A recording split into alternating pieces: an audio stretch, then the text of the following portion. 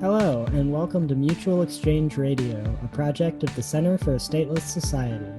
This is your producer, Alex McHugh, filling in for host Zachary Woodman. Zach has been dealing with a flooded house, but we wanted to get another episode out this month. So today, I'm in the host chair interviewing Akiva Malamet. Zach and his family are okay, but obviously it's a stressful situation to deal with. Before we get started, I just have a few programming notes. First, I want to apologize for the slow production schedule these past few months. We've, of course, been dealing with pandemic-related chaos, followed by Zach's house flooding, and now many of us are involved in organizing in our cities as accomplices to the movement for Black Lives. We're trying to get back onto a regular production schedule, but we appreciate your patience in the meantime. Next, a quick content note. At the beginning of this interview, we talk a bit about the movement for Black lives, racialization, and white supremacy. It's directly relevant to Akiva's work on nationalism and identity formation, but I want to note that Akiva and I are both white, and I want to encourage listeners to seek out the voices and writings of Black anarchists and Black radicals in this time.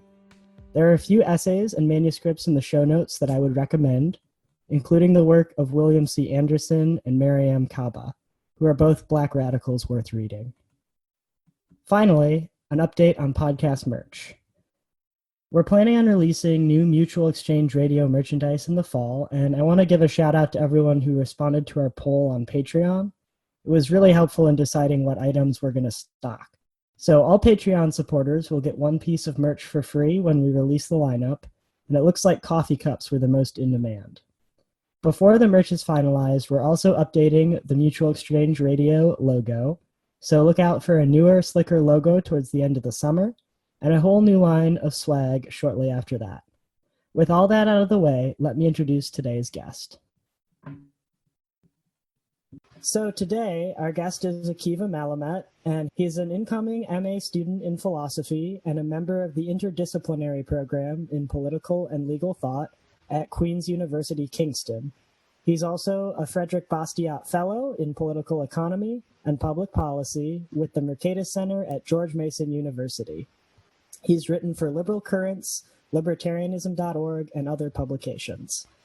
And if you don't mind, Akiva, can you give us a brief introduction to the kinds of things you study and are interested in within political theory before we jump into the more specific questions? Sure. So my interests in philosophy and political theory are pretty broad because I'm interested in kind of more philosophical and ethical questions as well as empirical social science questions, and there's a lot of interaction between them. So I explore things in normative theory like different concepts of justice, how do rights work, different notions of moral values, moral psychology, and how those interact with political institutions and social norms.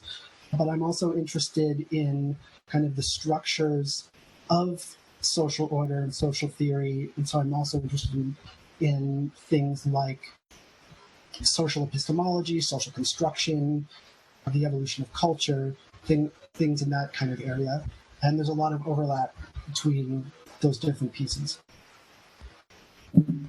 Awesome. Yeah, I think what I find most interesting about your work is the things that you've written on identity and value formation, how people conceive of themselves socially and how those things are constructed. And in particular, you end up writing a lot about nationalism and some of the political ideologies that are on sort of the other end of the spectrum from anarchists, left libertarians. And so that's actually where I want to start, is why study things like nationalism, like fascism, like white supremacy? A lot of anarchists, kind of put these things aside and just say, well, that's bad, that's wrong, and don't really get much deeper than that. So what's led you to actually explore some of these things and the values and identities that go into these political ideologies? So the first reason is less applicable to the general world. It's just because I find them interesting. And I like learning about, especially perspectives that are extremely different from mine, because I find it kind of an interesting, trippy thing to live in someone else's head, someone else's experience of the world. But in more practical terms, these are ideologies that have enormous impact on our world, particularly in kind of the current era in the last bunch of years. And they pose a great threat to freedom and equality and kind of general health and well-being of society. And I'm really concerned about it. It worries me a lot. I'm really worried about the rise of right-wing populism and nationalism across the world. And I think it's really important not just to oppose it in practical terms, as in, you know, fighting with Nazis or whatever you end up doing, or deplatforming people, which is all fine and often very good. But I think it's also important to understand what these movements are and how they work and why anyone would be into them. Because I think ideas are really, really important for the way that the world works. I think that ultimately social change is really about cultural change and about changes in the way people think. So in order to do that, you have to understand the cultural and philosophical roots of these ideologies and the kind of historical evolution of where they come from. Thanks. Yeah, and I mean, I agree. We have Darian Warden at Center for a Stateless Society often focuses on fascism and white supremacy as well. And sometimes when I tell people, yeah, Darian's our fascism researcher, people freak out a little bit. They're like, oh, why do you have someone researching fascism? But yeah, you said it very well, so that we can, you know, more effectively fight it. And one of the pieces I read in preparing for this interview was a piece you had in Liberal Currents with Mila. How do you pronounce her last name? I think it's Gorayeb. Okay, yeah, Mila Gorayeb, called If Not Now, When? And I'm just going to read a passage that is from the end of the piece, which I thought was really poignant. And that's, we think the relative clarity of this moment yields an opportunity for Jewish, Arab, and Muslim Americans to recognize and exit the mental and social system by which right-wing, white Christian culture controls and dominates political discourse by feigning and manipulating concern for the groups that they dominate. And I wanted to read that because the next question I have for you is about something you discuss at great length in that piece, which is the way in which whiteness shifts over time and throughout cultures, and the way in which white supremacy seeks to divide and pit minorities against each other. And so the question that I have related to that is, do you see this happening in the context of the current Black Lives Matter protests in the US? And to give that a little bit more context, one discussion that I've seen is a discussion around anti-Semitism and people pointing out the participation of groups such as the Black Hebrew Israelites as evidence of anti-Semitism within the Black Lives Matter movement. So what are your thoughts on that? So I definitely think it's a relevant question to talk about the ways in which the perceptions that different minority groups have of each other are not just functions of kind of looking at each other in sort of horizontal, equal ways, but is a product of the environment that they exist in. And that environment is a product of white supremacy. And in the case of Jewish people, the case of white supremacy that's heavily tied in with the history of Western Christianity and the ways in which those things are interlinked. I think in certain cases, there are variants of both Jewish identity and Black identity that see the other as hostile to their well-being, to their political goals, who sometimes identify the oppression that they experience at the hands of white supremacists as really the fault of the other group. So, for example, there's been lots of tensions between African Americans and Jews in New York City. There was an attack by various African Americans on some ultra Orthodox Jews some months ago, and there's a history going back of clashes between African Americans and Jews over the course of New York history.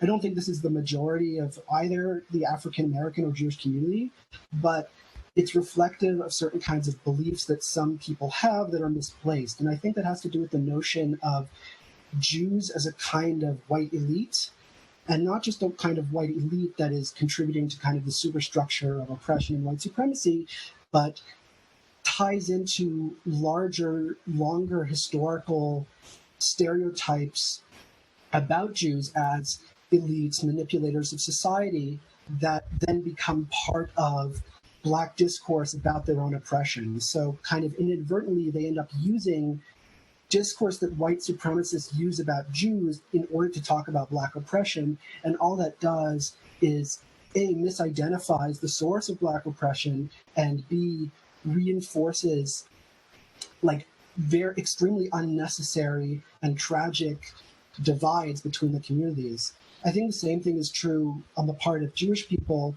who sometimes identify not only what I think is genuine anti-Semitism or conspiracism in the Black community that sometimes exists. People like Louis Farrakhan and the Black Hebrew Israelites, to me, represent an example of that kind of Black anti-Semitism and conspiracism, but Jews who see sort of Black Lives Matter and the Black Lives Matter movement as part of a larger social justice wave that's critical of ethnic identity and nationalism, and usually it usually revolves around criticism of Israel-Palestine. So regardless of your opinions on that whole conflict, the ultimate issue is that Jews don't recognize the struggle for Black Lives Matter within the context of American democracy and the oppression of Blacks, but they understand it as some kind of larger anti-Jewish or anti-Israel, which they perhaps incorrectly perceive as anti-Jewish movement in America from the left, which can sometimes occur. There's a larger conversation about anti-Semitism and the different forms that it takes on the left and the right, but that's a kind of perverted discourse that I think happens because of the ways that these different groups understand each other and understand what their goals are and what the reasons are for issues in their communities. So with that, I actually want to turn next to nationalism sort of more specifically. You wrote a review of the book Virtue of Nationalism, which, from what I can tell, must have been a very frustrating read for someone who's opposed to nationalism. And yeah, I'm going to... Go ahead, did you? Yeah, so... In your review, which, by the way, for folks listening, is on libertarianism.org, you say, finally, he radically oversimplifies Jewish tradition, misrepresenting a complex faith with competing values of both universalism and particularism. And I was wondering, what are the major divides that are at work here? What are the various ways in which different Jews might conceive of their own, ethnic identity and their own national identity? Right. So I think it's helpful here to give a little bit of background context. The review that I wrote was of a book called The Virtue of Nationalism by Yoram Chazoni, who's an Israeli political theorist. And that book has kind of become the intellectual defense of the right-wing populism that we see. He's their go-to guy for an intellectual backing. And the way that he contextualizes his defense of nationalism is by using the Jews and to some degree Zionism, but largely kind of Jewish national identity over the course of history as paradigmatic of the kind of nationalism that he thinks is defensible. And what I find problematic in that is that his way of establishing the notion that Judaism is about nationalism basically by erasing what is a complex dialogue within Jewish tradition. So, if you read different parts of the Hebrew Bible, or you read later texts such as the Talmud or different Jewish philosophers, you'll find that they say a lot of different things about loyalties to the Jewish community versus loyalties to the world at large, right? So in the Bible, there's this concept of Jewish chosenness, that the Jews are God's chosen people, and that they have kind of a special mission in the world, and therefore they're kind of the most important. But at the same time, you have commandments to look after people who are not in your community, right? There's a famous passage that comes in Exodus and also appears again in Deuteronomy about looking after strangers and foreigners because Jewish people were foreigners in the land of Egypt and were freed from the land of Egypt and understand what it feels like to be outsiders and should have empathy for people who are outsiders and who are oppressed in their context. So you have these different messages going on in Jewish texts, and I just don't think it's a legitimate path to say that what Judaism is about is simply a kind of crude ethnic loyalty, but rather there are different values that are going on that have been emphasized at different points over the course of history, especially depending on whether Jews felt threatened by the outside world or welcomed by the outside world. And certainly I think that bearing down into sort of Jewish navel-gazing and parochialism serves only to create more conflict and not only is unjust to non-Jews, but also actually makes things more dangerous for Jews and creates enmity that is unnecessary and harmful. So I promise we'll move away from talking about Jewish identity and culture soon. Of course, it's a personal interest of mine, but somewhat related to what you were just saying. One of the most interesting theories of nationalism and fascism and why people are drawn to these things that I've seen out there is the idea that this is sort of a community-wide or socially expansive trauma response, right? This idea that people are drawn to these things because they are afraid and in some ways traumatized by the outside world. And I was wondering if you think that that theory holds much water, if it's explanatory, or do you think it's off base? So just to clarify, the notion is that nationalism or fascism is based on fear of outsiders or the outside world? Yeah, exactly. And that it is similar to a trauma response in the ways in which, an individual who has experienced something traumatic might start to not talk to people or not go outside or, be rude to others, that sort of thing. Right. I'm not sure if trauma response is the right concept, but fear is definitely a relevant emotion to talk about. And a sense of displacement probably is also an important idea. Because ultimately what we're talking about is a threat to someone's sense of identity, to the place that they exist in the world. And I can imagine that in an extreme form, especially if your life circumstances turn badly, then that might create a trauma. But I don't know that everyone, or even the majority of people that become attracted to nationalism or fascism are experiencing something as intensive as a trauma. But what they are experiencing is a threat to their sense that what it is to be them is to exist as part of a sort of pure, organic social whole where everyone is of a certain type and society is operating for the benefit and advancement of that sense of self and sense of being, and the existence of outsiders threatens that feeling. So in that sense, it makes people feel afraid and it makes them feel threatened when there are people who don't have an identical set of values or way of life or skin color or whatever it is. And that makes people feel like they don't have kind of a center in what's going on and who they are in the world in general.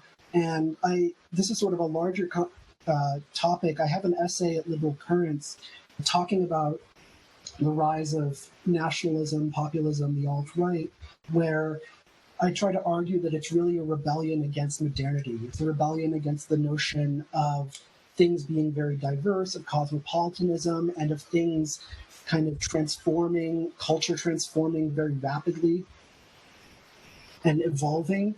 And the kind of honor and status and social place that used to be given to certain groups no longer exists. And people feel very unmoored from that situation. They don't know who they are, and they don't know who they want to be, because they ultimately what it means when we don't have these hierarchies is that people have to figure out who they are. They have to make their own choices.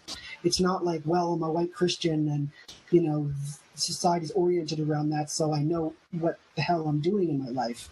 I now have to figure out what everything's about. And that can be really, really difficult and makes people look for easy solutions that create a kind of mythology of when things were good, when things, when we ruled the world and so on and so forth.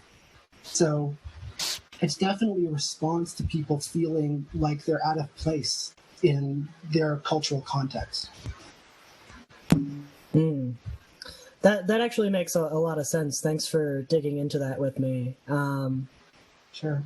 Within this essay, and I actually noticed you mentioned this a couple of times in various essays, but you talk about Benedict Anderson's idea of imagined communities, which, as I understood it, is a sort of like a precursor of full nationalism. It's the way in which people think about themselves and start to form this idea of community that's not based in any real lived practical actual community. Do I have that right? Yeah, so the idea that Benedict Anderson advances, and he's kind of maybe the most important scholar of nationalism ever at this point, or he's certainly in the top 3 or 5, but he's extremely significant. And what he says is that most nations are not real or historical in the sense that we might think of them. They are socially constructed identities that evolved during a certain historical period, particularly in late modernity, the late 18th and throughout the 19th century, as a product of technology bringing different regions together, and as a result of nation states and governments trying to pull people together so that they could gather people to make war, to gather taxes, to control people, to have power, and so on and so forth. And what happens is that this kind of fake narrative, this imagined notion that we're all part of one group, gets made up. So there's this thing that gets put forward that there is this thing called Germany or France or England, when in fact before there was no such thing. So one interesting fact is that at the time of the French Revolution, only about half of people that we would identify as Frenchmen or citizens of the area we call France actually spoke French.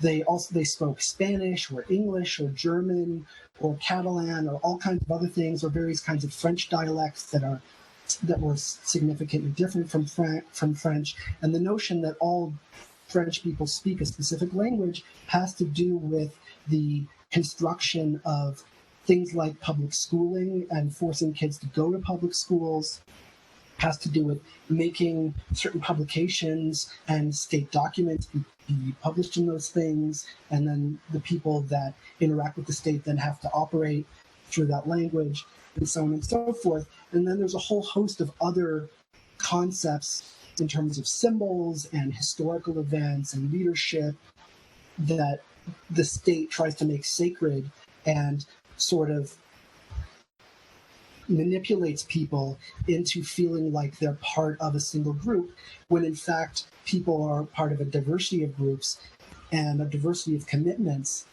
And it's not like this is an organic community that has always existed or really has anything that unites it in a significant, meaningful way.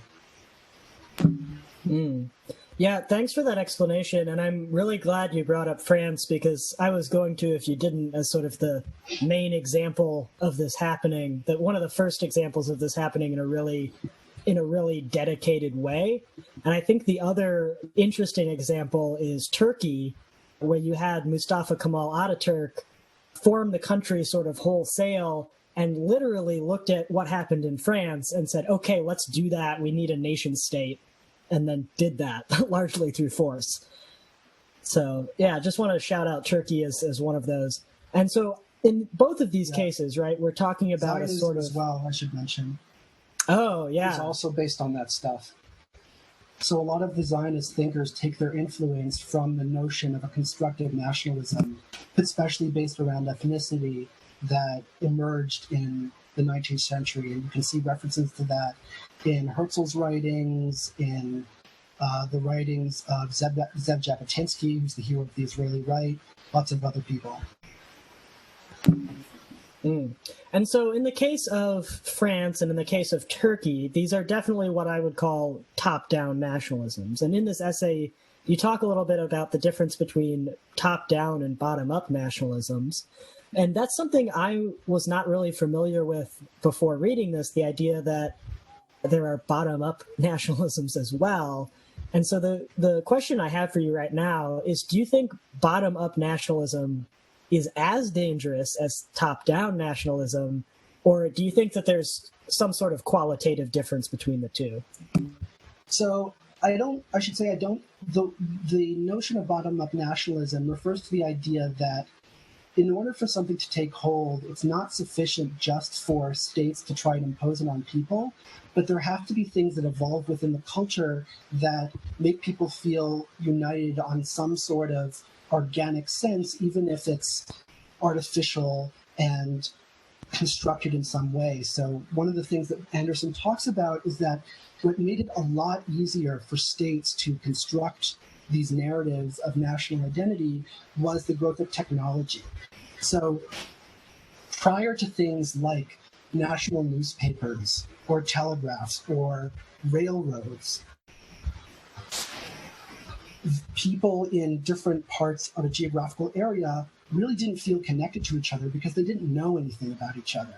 They didn't have any contact with people from other places, and so they didn't experience themselves as part of the same community. And what technology does and mass media and communications do is make people feel more connected to each other, which then makes it possible for them to see themselves as part of the same group, as part of the same cultural heritage in some way. The cultures begin to fuse in various ways or interact.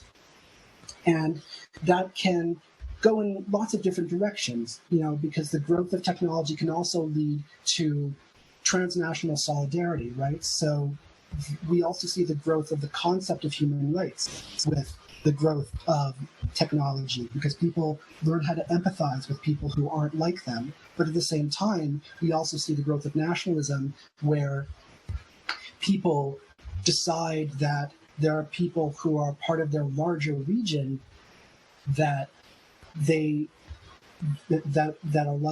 are like them, but that people who are even further away are not like them. And they end up creating these artificial tribal divisions between a certain extent of cultural group that they're part of and further away cultural groups.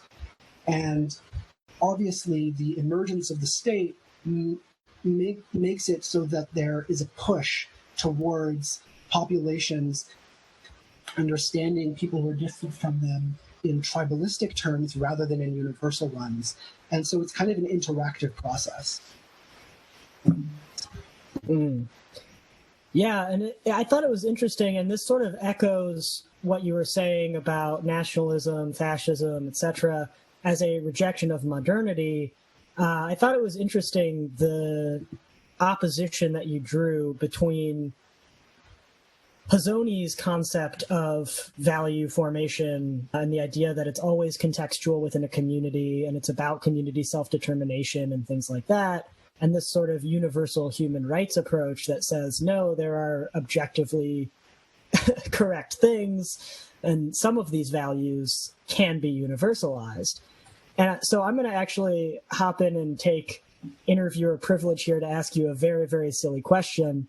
And, without the ability to think about abstract application of values and think through universal rights, philosophers wouldn't be able to do things like trolley problems, right? We have to be able to look at things in abstract terms.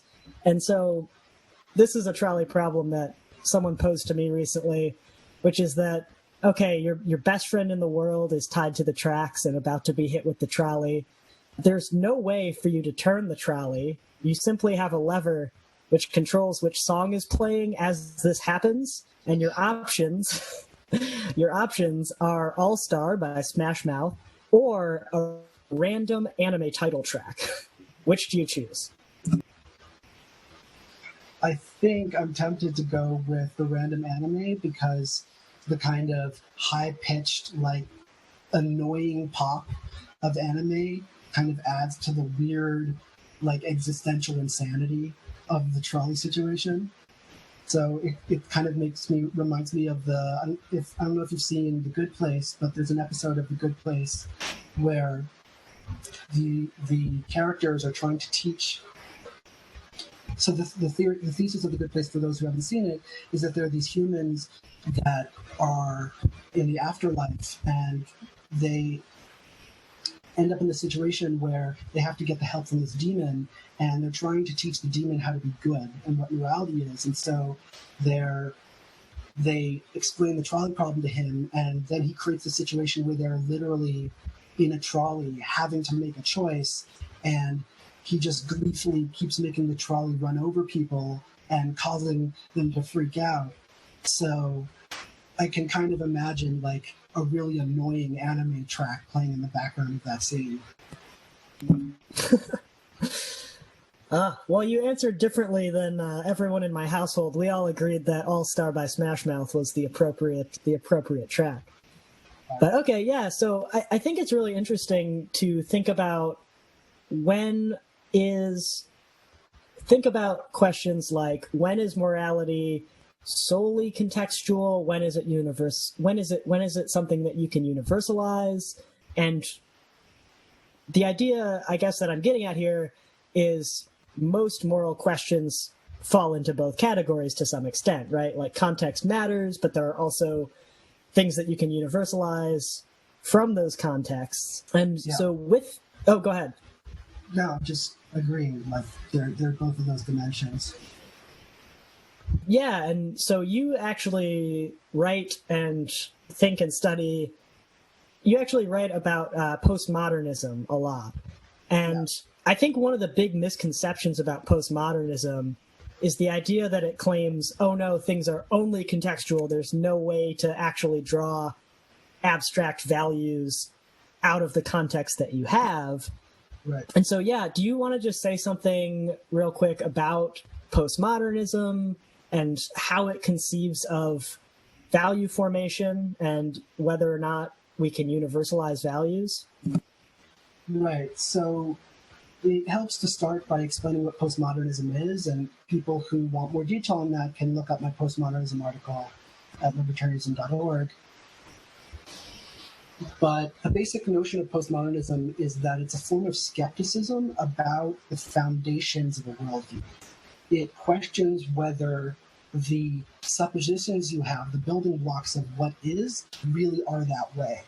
Another way of putting it is the definition that was given by the philosopher Jean-Francois Lyotard, which is that postmodernism is an incredulity towards meta-narratives, which in less fancy language is skepticism about big stories. So big stories are the larger ways that we explain the world to ourselves.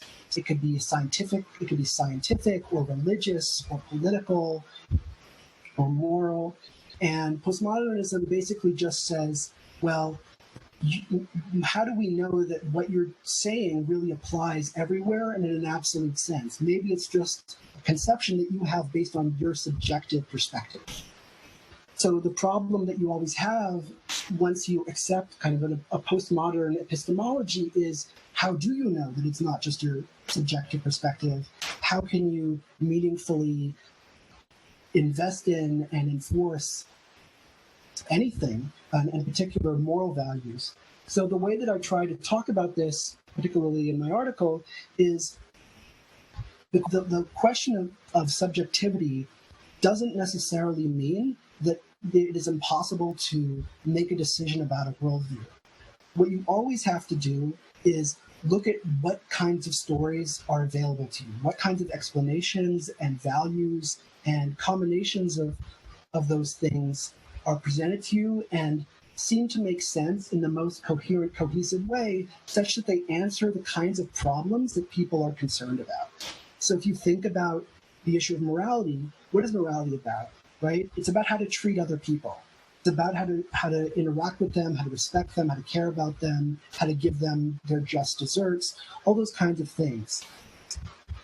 And so when you think about a moral story, you have to ask, does this story answer the kinds of questions that I have about morality. And you could get into sort of larger things about, well, then why do we care about morality? Isn't morality just something that's arbitrary that we decided is a thing? And ultimately, I think that that question is kind of unimportant, or it's a lot less important than most people think. Because at the end of the day, all we have are the context that we exist in. And so we have to make a choice about what kinds of explanations get us best to understand, or at least seem like they help us understand what's going on and answer the questions that we have. And human beings care about morality. We care about how we're treated. We care about how other people are treated. And so ultimately, moral theories are about addressing that sensibility in human beings and evaluating which ones do it better.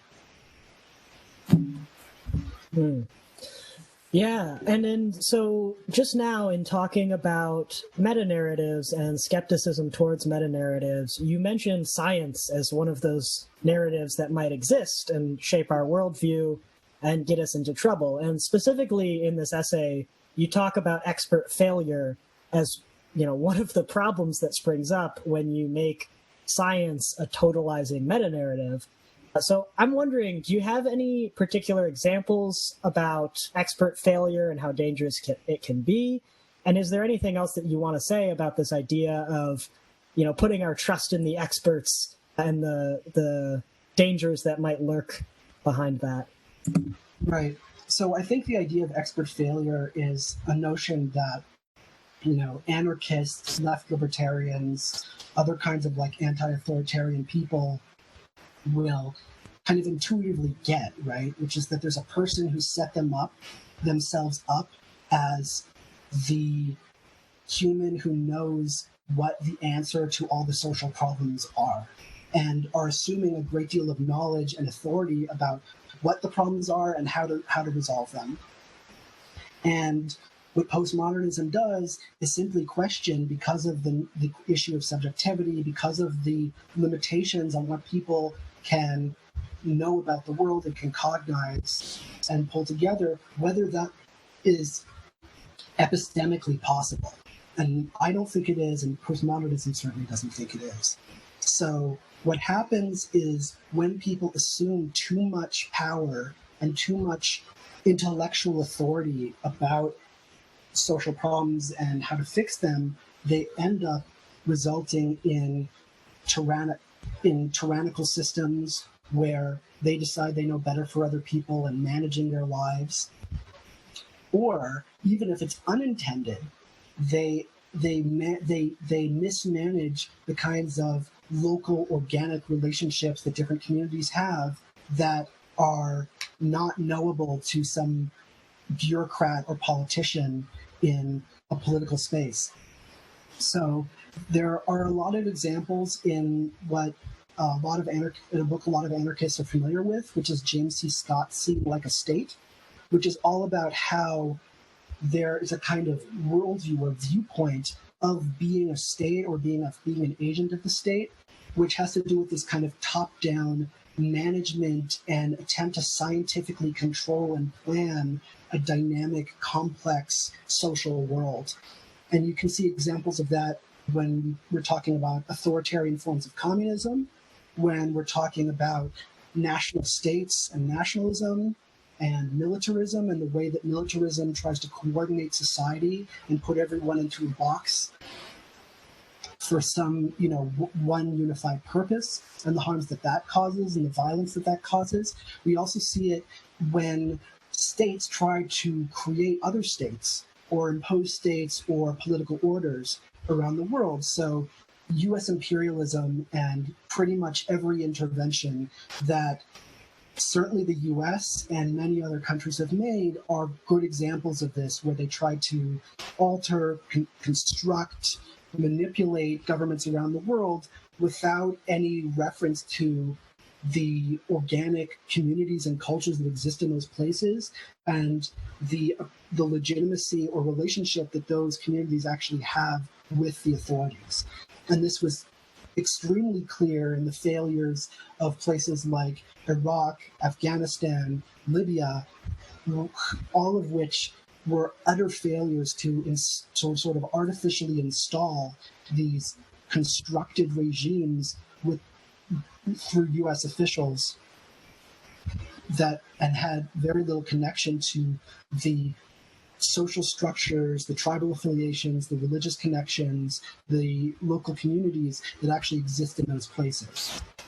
There's a really excellent book about this by a guy named Peter Van Puren, who was part of the Foreign Service that tried to reconstruct Iraq. And he's sort of a very well-meaning kind of social democrat, socialist type guy. And the book is called We Meant Well. And the subtitle's, something like How We Lost the Hearts and Minds of the People of Iraq. And it's all about how their lack of understanding of Iraqi society and culture and institutions meant that they were utterly unable to create systems that served the people of Iraq and actually caused harm by imposing ways of life or missions or purposes that were totally at odds with the people that were actually there. Yeah, those are even more poignant examples than I was expecting you to give, to be perfectly honest. I mean, in talking about expert failure, I often think about mental health, I think about, drug wars and things like that, but the science of state making is possibly the most dangerous one out there. That's fantastic. I mean, it's terrible, but your answer is fantastic. Yeah, it's extremely depressing, and that's why I try to write about this stuff, because I think it's something important to pay attention to, and I think particularly for people who are, left libertarians, anarchists, whatever, there's sometimes a temptation to say that, well, our theory of society, the contrast to statism or to domination, systems of domination, race, class, gender, economic stuff, capitalism as we currently understand it, we have like the clearly thought out alternative. And I think the answer certainly that our group of people should have is that actually we don't, and that's a good thing. Because pretending that you do is really harmful to society, because it's a massive overextension of what the human mind is capable of doing, and the cognitive limitations that we have at knowing about and filtering all the pieces of a very dynamic and quickly changing and organic world. And I think the examples of the drug war and, oppression of mental health people, right? The long history of throwing people into asylums or abandoning them or physically hurting them or imposing all kinds of torturous, quote unquote treatments on them, because we know what's good for them are, kind of micro examples of a larger phenomenon that we see at its worst in state making. So last question about postmodernism before we move on. I know you're a fan of heavy metal and you spend a lot of time in the pit. Do you want to say a little bit about liminal space, about postmodernism, and about heavy metal? Sure. So it's a bit of a difficult, complicated topic to talk about, because there's kind of social dimensions and personal psychological dimensions. If people want to know about kind of the larger discussion, I have a blog post called The Zen of Chaos that is easy to Google, that talks about my experience with kind of heavy dissonant music, including metal, punk rock, industrial noise, free jazz, stuff like that.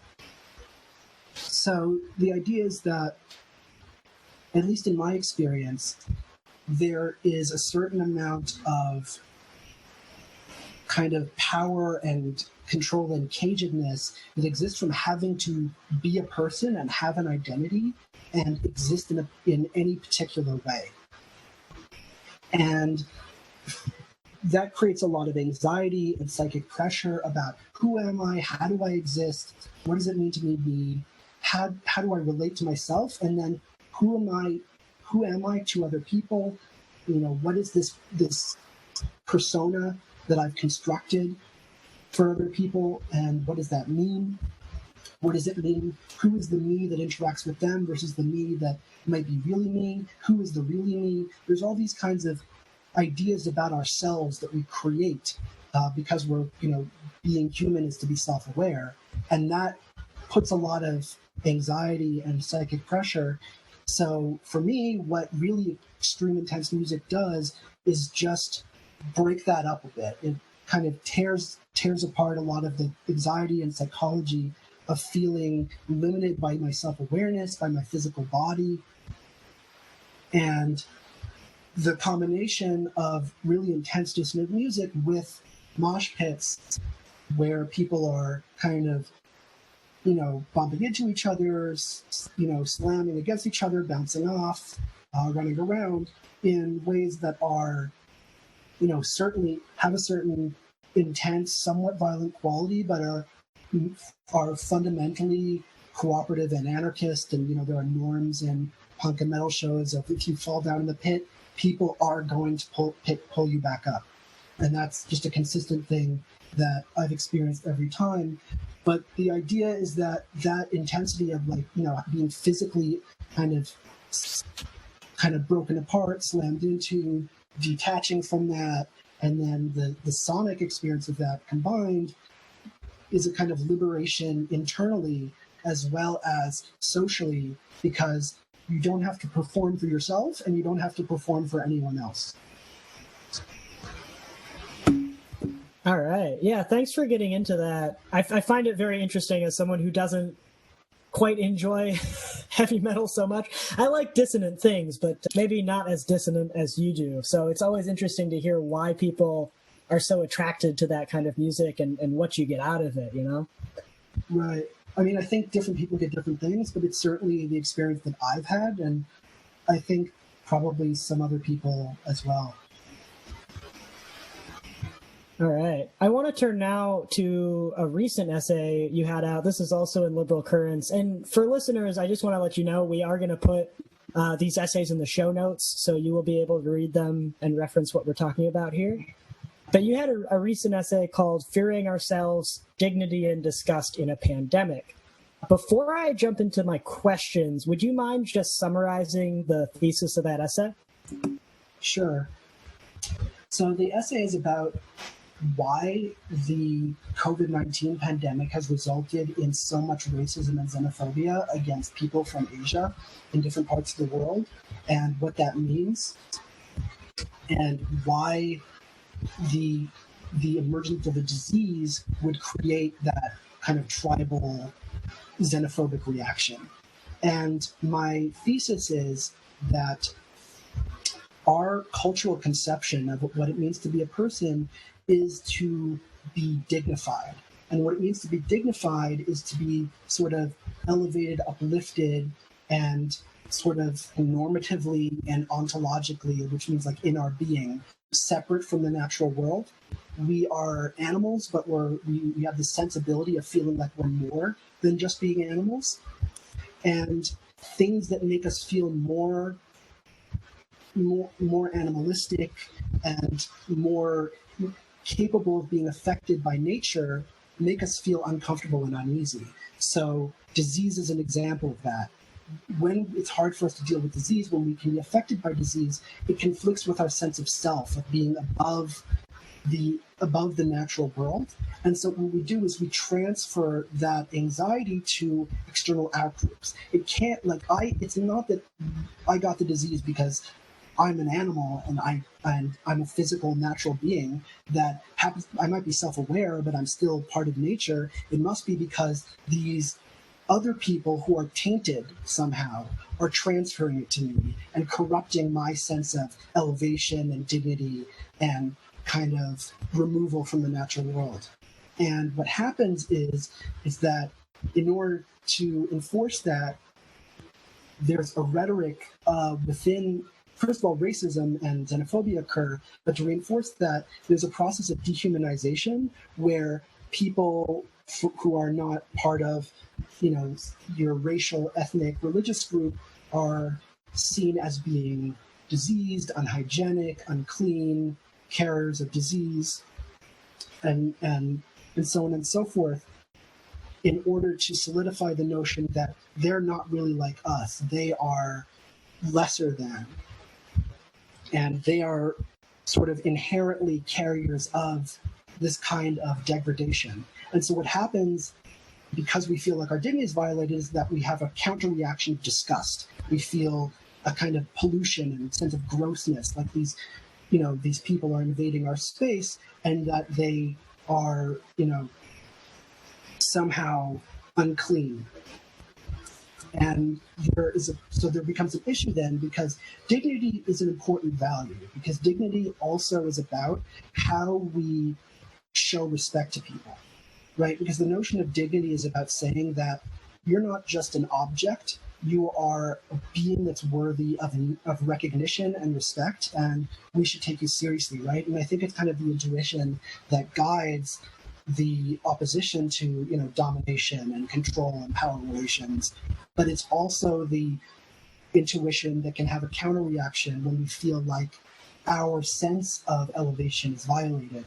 So it has a lot of cultural complexity that we have to address and deal with, because it can have some really negative social consequences, but also is a value that upholds very important norms and struggles.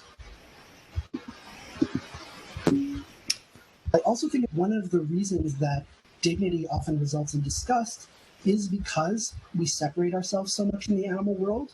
And I think one of the ways we can fix dignity, or at least make it a little bit better as a cultural value, is by making our animal selves part of the conception of dignity and not separating between human and non-human animals in such a severe way.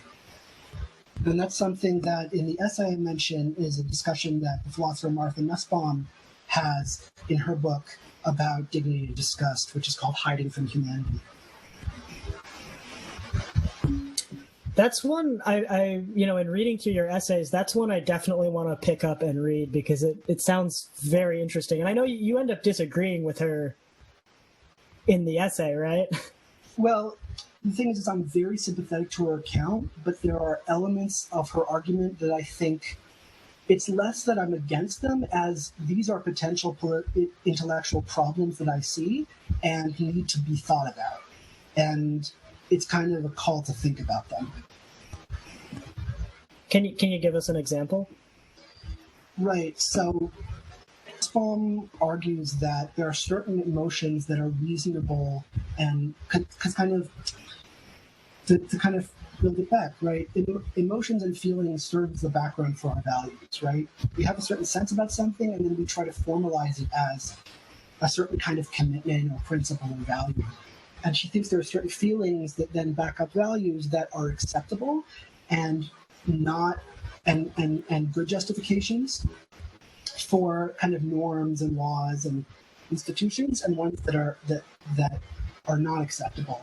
And she thinks that disgust and shame are two feelings and social concepts that are harmful and are not good ways to justify or establish our relationships. And because of that, she says that we should do away with them and incorporate dignity that doesn't have a notion of disgust or shame.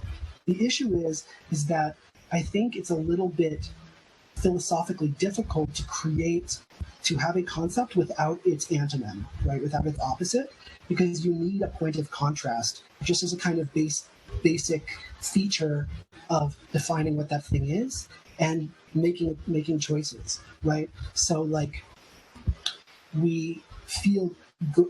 So for example, like the counterpoint to saying that, Black people have rights and dignity is feeling disgusted when those rights are violated, right? There's a sense of revulsion at that. And so getting rid of certain kinds of emotions or excluding them from the moral discourse or the way we're evaluating situations is more complicated than might appear on first glance, because depending on how those values are formulated, they can mean different kinds of things that are inclusive or non-inclusive. So it just gets kind of complicated and is something that, I think should be thought through more. But I definitely think that her project is really important, and I'm a fan of what she's trying to do. Okay, yeah, that all makes sense. And in thinking about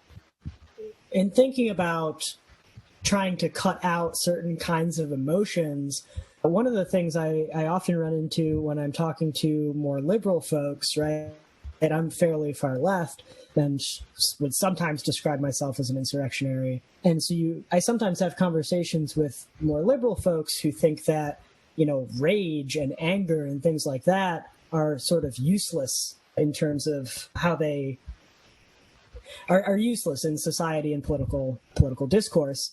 When on the flip side, I would say that, no, it's rage that gets us most of the good things. I think all emotions have places where they make sense and places where they might make less sense.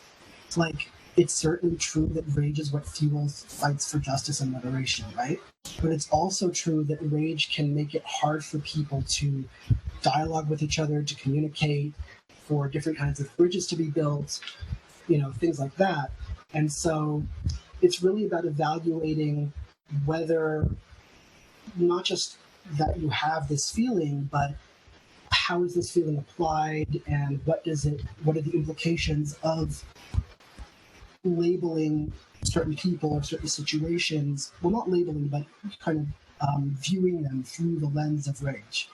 So this might not be a very satisfying answer, but I think of it as being, it depends. There's that postmodernism.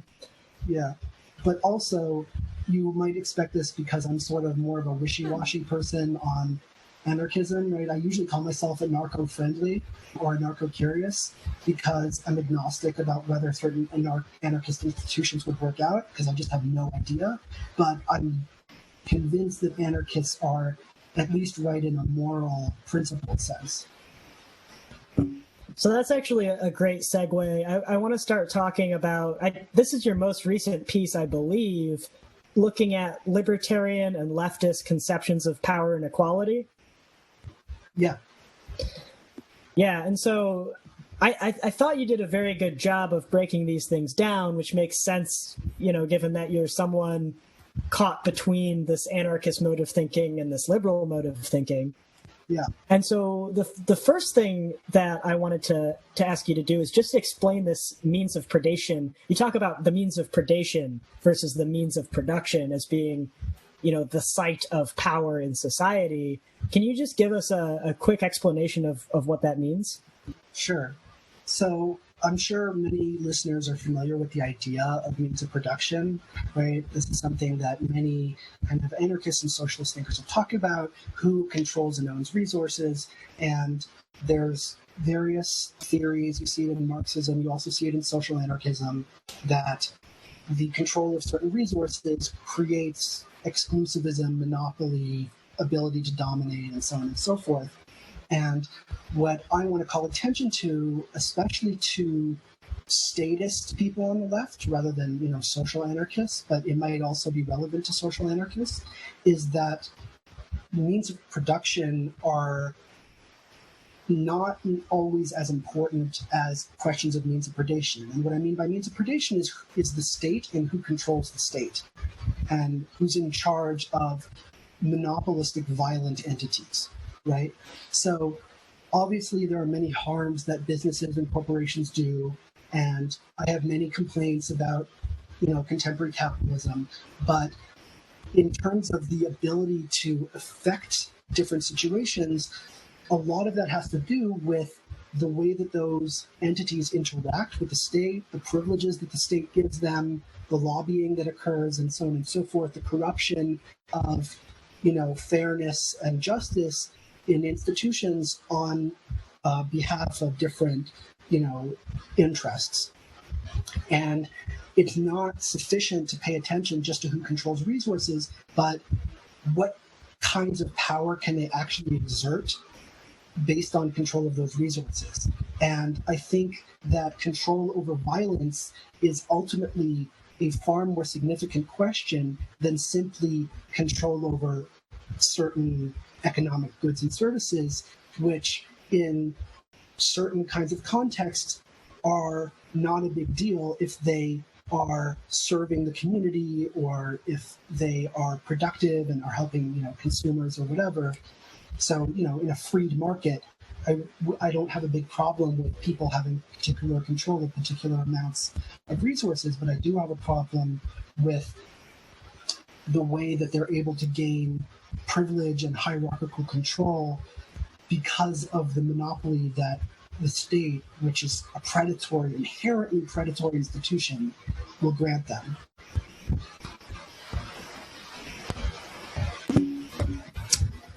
Yeah, so that makes a lot of sense to me, and I think you're largely right, about the idea that we only have very, very large corporations which exercise undue power because of the ways in which states subsidize them, because of the incentives for rent seeking and things like that. But I do want to quibble with that just a little bit. Sure. Because imagine a world where the state doesn't have any sort of subsidies going on, or there's not massive rent seeking or anything like that. And you have a company that becomes very, very large, like Amazon sized. Are you not at all worried about the influence and ability to control others that a corporation that large might have, even in the absence of a state? Yeah, I definitely am. And, I think I make that fairly clear in the essay as well, right, where I talk about how companies can make significant decisions for workers and, the wealthy can, direct resources and so on and so forth. But I think the questions of monopoly always have to do with the relative institutional conditions that sustain the monopoly, right? So in a stateless world, if Amazon's production is based on things that make sense or are valuable economically or are efficient in some way, then I don't necessarily have a huge problem because it means that they're providing a social benefit.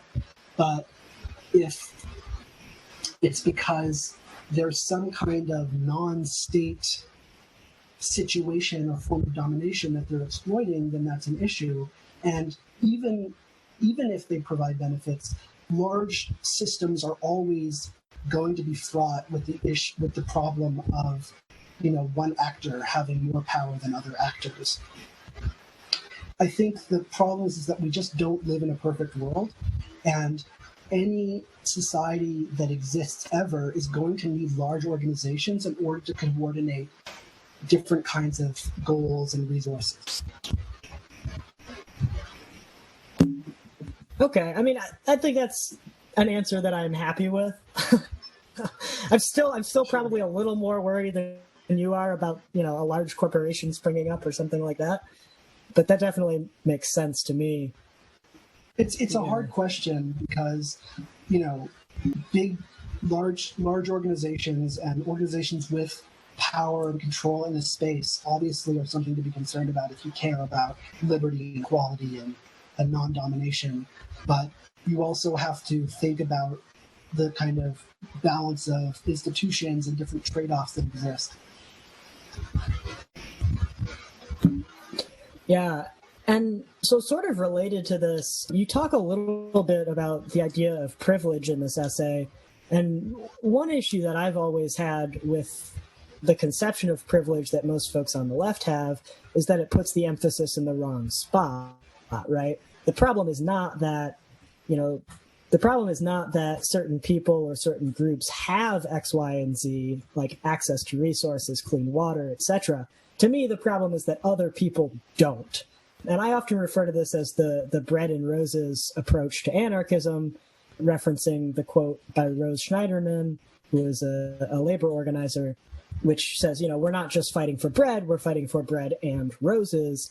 And it's this idea that, the ideal social situation is not one in which only our most basic needs are met, but is one where we have access to anything we could conceivably want. And so I guess what I want to ask you here is, should we be aiming for institutions which will provide the necessary minimum of abundance, right, which will feed us and keep us relatively safe? Or are we aiming for more than that? And if more than that, what are the things that you're looking for in a society that you would consider good, right, and like worth achieving? What are the markers of that society? Right. I mean, there's a lot to talk about in that, right? Like, what's my utopia? I think one part of it is, to go back to the thing I mentioned before, is a society where, quote unquote, we do not aim at anything, right? There is no like unified social goal. Different communities are diverse, different people are diverse, and so there will be different kinds of needs that need to be served, different things that some people care about that some people don't care about at all, and so on and so forth. So just on that level, I think any good society needs to be incredibly pluralistic to sort of an extreme extent and to a radical extent that reflects like radical respect for diversity of all kinds. And to that degree, you want institutions that will address and be able to service different kinds of things that people want, culturally or whatever. Obviously, there are certain universal human needs. So, we're talking about access to basic food and shelter, resources, healthcare, education, things like that. Kind of fairly typical things that I think most people think about, but that the arrangements of those kinds of things can vary and depend on the sort of, structures and lifestyle that people are interested in having. And then, this is a kind of a very high abstract level, then, we'd have to talk about, economic systems and systems of law and whatever. Okay, yeah, I actually kind of love that answer, that we shouldn't really aim for anything. It's very in keeping with the stigmergic approach that those of us at Center for a Stateless Society tend to prefer. Speaking of someone at the center, you reference one of our fellows, Roderick Long, and his idea of equality of authority. Can you outline what equality of authority means, as well as how it differs from the classic sort of leftist concepts of equality? So the idea of equality of authority, and people should check out Roderick's various essays on this. I think one is called Equality, the Unknown Ideal, and the other one is called Liberty, the Other Equality, something like that. You can find them online if you just search his name and equality. And Long's idea is that the main issue in politics is not particular institutions like, capitalism or socialism or states or non-states. It's a moral principle, which is, are people equal? Are all people deserving of the same respect and rights and dignity and as a result, the demand on others for non-domination, non-control, to not impose things upon them. So the focal point, I think, for politics should be, are these situations in which people have equal kind of authority and power to make decisions and shape their situation. And, obviously there are relative terms in that, but that's the kind of ethical goal that I think should be the focal point of evaluating institutions and political systems. All right. So this is the last question I have for you, and it's sort of related. In this essay, you're talking a lot about different liberal and leftist conceptions of equality, of liberty, of dignity, of all these things. And there's an alternative class theory put forward by Austrians and libertarians, right, which says, okay, the important classes are not the proletariat and the bourgeoisie. The important classes are the political class and the non-political class. And so related to that, I'm wondering, do you think class consciousness is important? Do you think class consciousness is only important with reference to political classes, or do you see some role of importance to be had for consciousness of economic class? Do you think that's something worth continuing to think about? Right. So I think in terms of a formal institutional thing, the major thing to be concerned about is political versus non-political class. But as a cultural matter, I actually think economic class is very important, right? So just because I think that, it's sometimes acceptable that there are disparities in resource control doesn't mean that I'm happy with the social norms that reinforce division and disrespect and encourage the willingness to dominate or to attempt to dominate.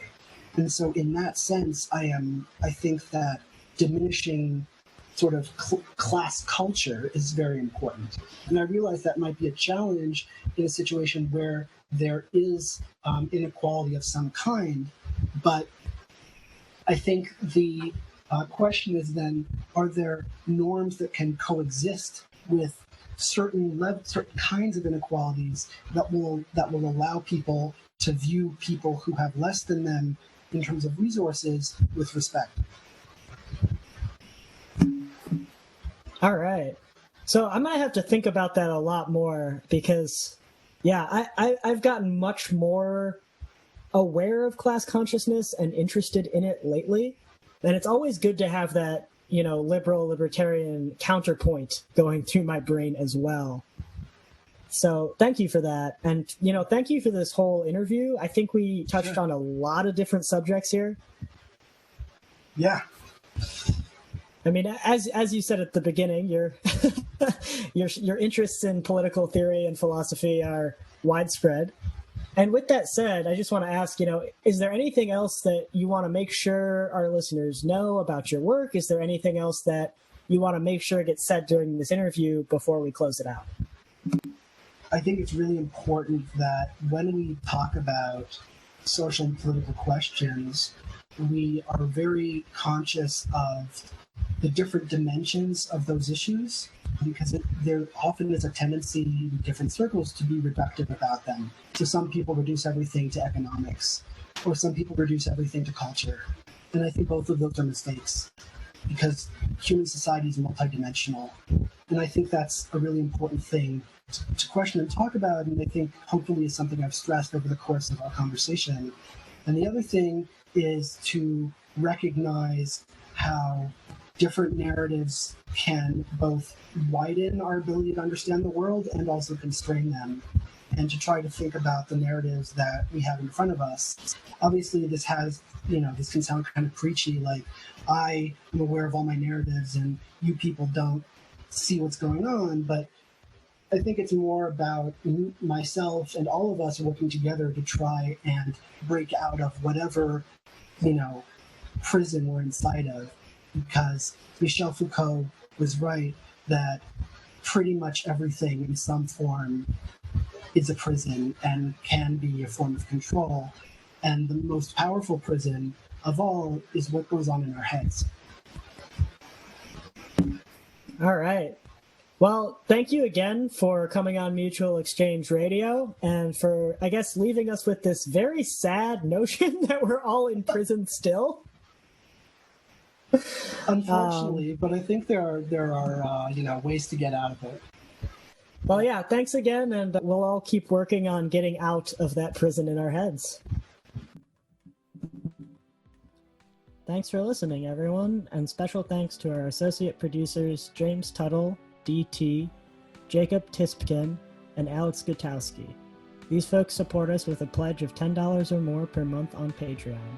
If you're interested in becoming a patron of Mutual Exchange Radio, you can find us at www.patreon.com/c4ss.org. That's C4SSDOTORG. Supporters gain access to bonus episodes, free C4SS swag, and opportunities to submit questions for our upcoming guests. Thanks again.